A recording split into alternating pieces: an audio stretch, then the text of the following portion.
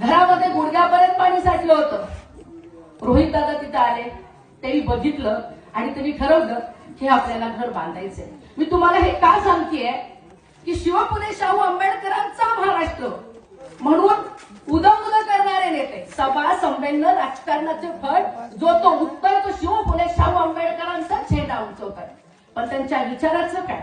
शेवटचा माणूस जगला पाहिजे, शेवटच्या माणसाचे प्रश्न सुटले पाहिजेत आणि ज्या महापुरुषांचं आम्ही उदो करतो त्यांच्या वारसदारांचं काय झालं याचं कुणालाच काही पडलं नाही. आणि तेव्हा रोहित दादा इथे येतात आणि ते म्हणतात की हे घर उभं राहायला पाहिजे.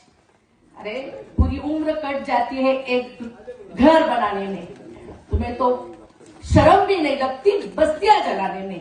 आज जर आम्ही आजूबाजूला बघितलं तर माणसं पेटवली जात आहेत, त्यांची घरं पेटवली जात आहेत जाती धर्माच्या नावावर.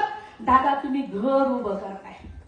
जेव्हा फक्त महात्मा फुलेंचं नाव घेतलं जाते, शाहू महाराजांचं नाव घेतलं जातं फक्त आणि फक्त राजकारण करण्यासाठी. रोहित दादा तुम्ही इथं आला, समस्त महाराष्ट्रात हा मेसेज गेलाय, नेता असावा कसा, नेता असावा कसा, नेता असा असावा की जो शेवटच्या माणसांचं दुःख जाणतो. दादा